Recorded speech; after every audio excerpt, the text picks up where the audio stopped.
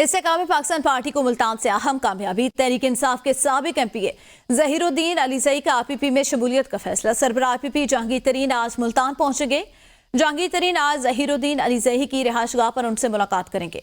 ज़हीरुद्दीन अलीज़ई अपने दीगर साथियों और पठान बरादरी के हमरा जहांगीर तरीन की हिमायत का ऐलान करेंगे। मजीद जानते ब्यूरो चीफ लाहौर उमर दराज गुंदल से। जी उमर, बताएगा IPP को एक और कामयाबी मिली है मुल्तान से।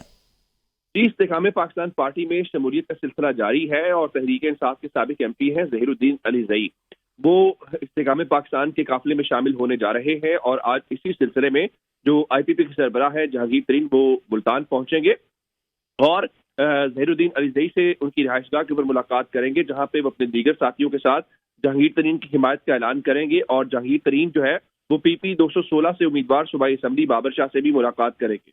इसके अलावा हल्का N 149 जो मुल्तान है, वहां पे अहम शख्सियात और कारकुनों से भी उनकी मुलाकात शेड्यूल है। सही, शुक्रिया उमर।